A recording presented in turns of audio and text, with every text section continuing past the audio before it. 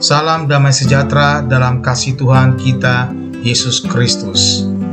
Kiranya melalui renungan hari ini, setiap hati kita disegarkan, setiap pikiran diperbaharui, dan setiap jiwa semakin dekat dengan Yesus Kristus. Semoga renungan ini menjadi sarana untuk mendengarkan suara Tuhan setiap hari dan mengalami percobaan pribadi dengannya. Mari kita berdoa. Tuhan Yesus, kami datang di hadapan-Mu dengan hati yang rindu untuk mendengarkan suara-Mu. Terima kasih untuk anugerah-Mu yang baru setiap pagi. Saat kami membuka renungan ini, bukalah juga hati dan pikiran kami, agar kami dapat mengerti dan menerima firman-Mu dengan sukacita. Roh Kudus, tolong kami agar firman yang kami renungkan hari ini tidak hanya menjadi pengetahuan, tetapi menjadi kehidupan dalam tindakan dan keputusan kami. Pimpinlah setiap langkah kami dan ubahlah kami seturut kehendak-Mu. Di dalam nama Tuhan Yesus kami berdoa. Renungan harian 19 Agustus 2025, naik kelas. Ibrani 9 ayat 11-28. Ketika menyelesaikan tahun ajaran pendidikan di sekolah, murid menerima laporan akademik atau buku rapot. Saat dinyatakan naik kelas, murid mengeluarkan buku-buku pelajaran yang sudah tuntas dipelajari untuk diganti dengan buku-buku pelajaran kelas selanjutnya. Mengulas pertumbuhan iman orang percaya, Kitab Ibrani menjabarkan peranan Kristus sebagai pengantara perjanjian yang baru. Walau ritual perjanjian lama memiliki perannya, namun tidak dapat disangkali ada banyak keterbatasan. Yang pertama adalah dibatasi oleh tindakan manusia di ayat 11 dan 24. Kedua, hanya memberikan kelepasan sementara, jadi tidak kekal di ayat 12. Dan ketiga, memberikan penyucian secara lahiriah di ayat 13. Dan terakhir keempat, menuntut kurban yang berulang. Ayat 15-14, ayat 25-26. Perjanjian baru menekankan karya Kristus Yesus, imam besar bagi orang percaya, di ayat 11, yang memberikan dirinya sebagai kurban yang membawa kelepasan kekal, ayat 12 dan 26. Sifat kekekalan ini diwujudkan dalam penyucian hati nurani supaya kita dapat beribadah kepada Allah yang hidup.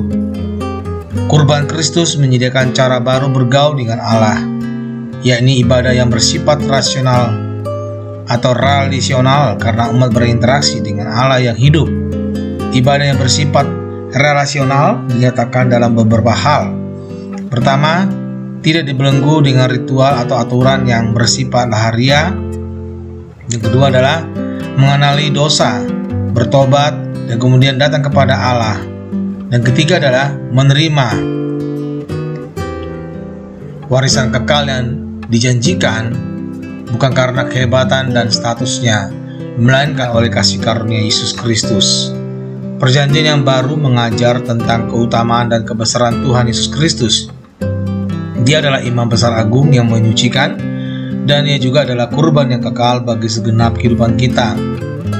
Di dalam Kristus kita mendapatkan jaminan dan pengharapan iman yang kekal, bukan hanya untuk kehidupan masa depan, tetapi juga untuk kehidupan saat ini. Hidup dalam perjanjian baru berarti kita menjadi kehidupan yang bersama dengan Kristus. Siapa yang menjadi penuntun kehidupan Anda saat ini? Tuhan Yesus pasti memberkati kita. Amin. Jika hari ini engkau belum pernah sungguh-sungguh membuka hati untuk menerima Yesus sebagai Tuhan dan Juru Selamat, ketahuilah bahwa Dia mengasihimu dengan kasih yang kekal. Dia datang ke dunia, mati di kayu salib, dan bangkit pada hari ketiga, supaya setiap orang yang percaya kepadanya tidak binasa, melainkan beroleh hidup yang kekal. Yesus tidak meminta kesempurnaanmu, Dia hanya meminta hatimu. Jika hari ini engkau merasakan dorongan dalam hatimu untuk menerimanya, ucapkanlah doa ini dengan iman. Tuhan Yesus, aku mengakui bahwa aku adalah orang berdosa. Aku membutuhkan Engkau sebagai Juru Selamat di dalam hidupku. Aku percaya bahwa Engkau mati di salib untuk menebus dosaku, dan Engkau bangkit untuk memberikan hidup yang baru. Hari ini aku membuka hatiku dan menerima Engkau sebagai Tuhan dan Juru Selamatku. Pimpinlah hidupku mulai sekarang dan jadikan aku pribadi yang hidup sesuai dengan kehendak-Mu. Dalam nama Tuhan Yesus Kristus, aku berdoa. Amin.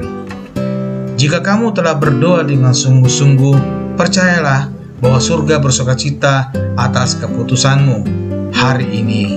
Carilah komunitas Kristen yang dapat mendampingi pertumbuhan imanmu, dan teruslah hidup dalam kasih dan firman Tuhan setiap hari.